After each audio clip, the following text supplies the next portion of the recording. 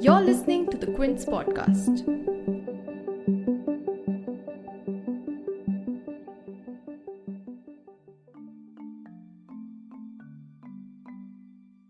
Months after the three contentious farm laws were passed by the centre, the Supreme Court on 12th January decided to step in and stay the implementation of all the three laws until further notice.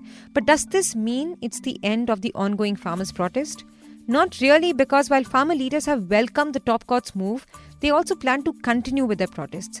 They say that they want a total repeal, not a stay. As the centre failed to find a breakthrough so far in this problem, the top court also announced its decision on constituting an expert committee which will take inputs from all the relevant stakeholders regarding the farmers' concerns.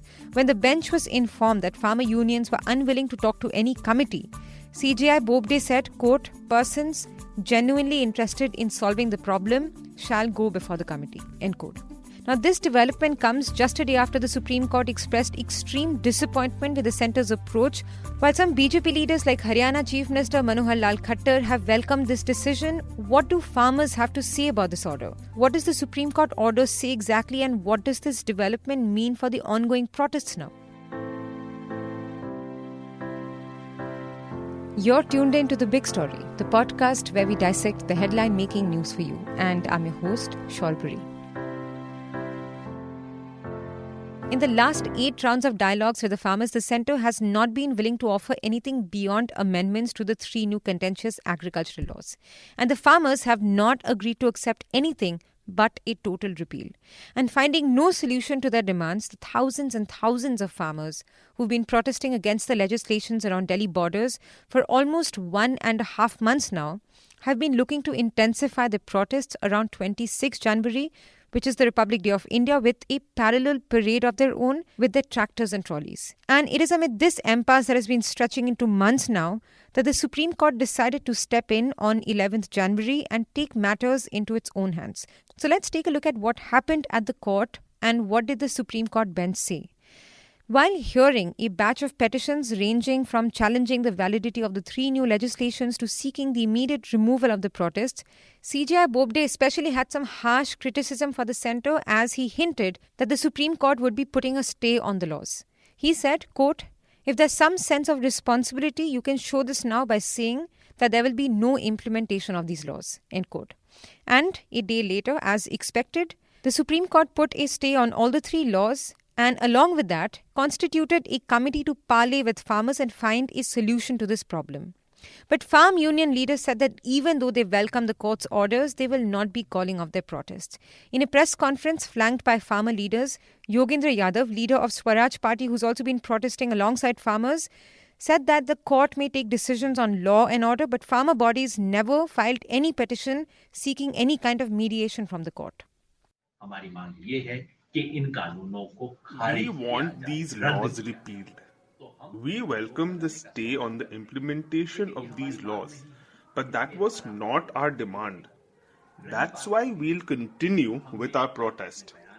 As far as the committee goes, in their earlier statements, farmer leaders had already said that the Kisan Sangathan is opposed to speaking to any mediation committee. If the Supreme Court wants any committee to aid it, they are free to constitute one. If they want expert views, they're free to do that too. But the Kisan Sangathan is not a part of any such committee. We have nothing to do with such committees. We are only going to keep talking to the government. हमारी सरकार से वार्ता चल रही है, अगला round 15 तारीख को है, हमारी वार्ता वही होगी.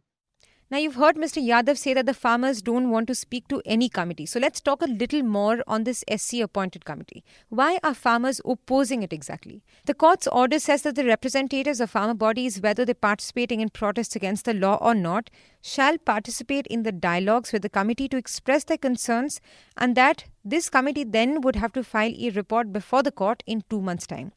Saying that the committee will be a part of the top judicial proceedings, the Supreme Court also announced appointments of Bhupinder Singh Mann, President of Bharatiya Kisan Union and the Chairman of Kisan Coordination Committee, Dr. Pramod Joshi, who's a policy expert, agricultural economist Ashok Gulati and Anil Ghanwat of the Shetkari Sangathan as members of this committee.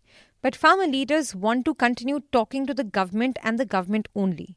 So far, some union ministers, including the agricultural minister Narendra Singh Tomar, have already met farmers, but now the farmers have requested a negotiation with the Prime Minister himself. But rejecting the farmers' demand, the top court said, quote, "We cannot ask the Prime Minister to go, he's not a party there." However, another factor that is also perhaps holding back farmer leaders from engaging with the committee is the fact that all the four members have either spoken or written expressing some amount of favor towards the farm laws before. We have the Quint's political editor Aditya Menon telling us more about this.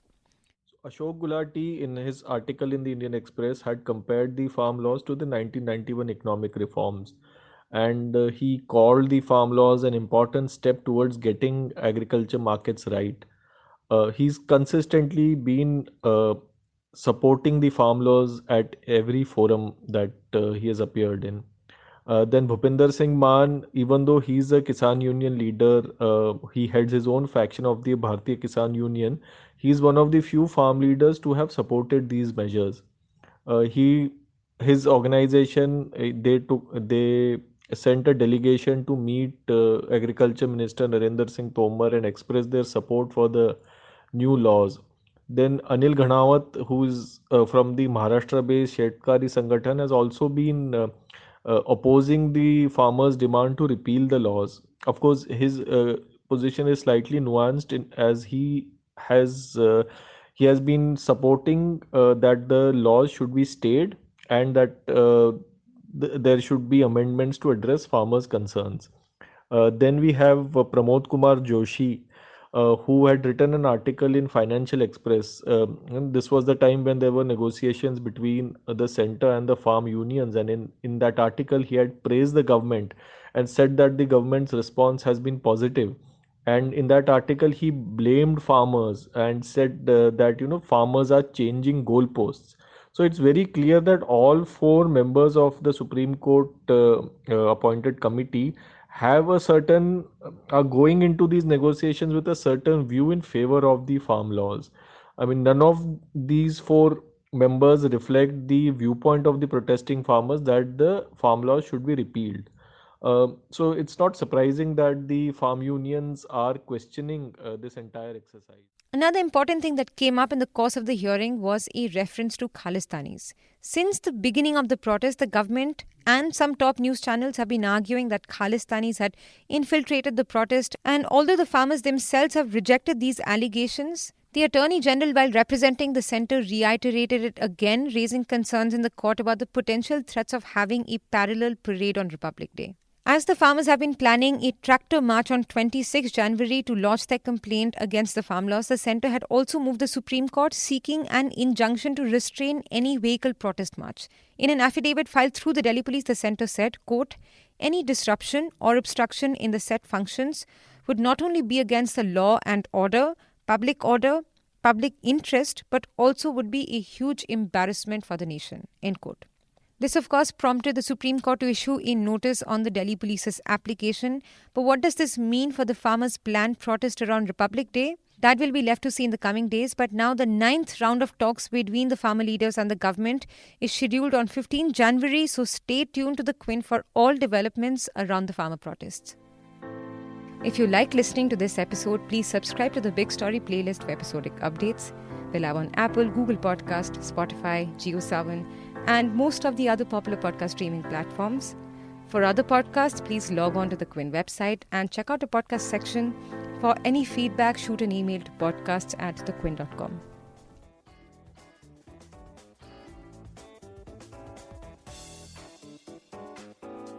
Thanks for listening. Log on to the Quint's website and check out our other podcasts.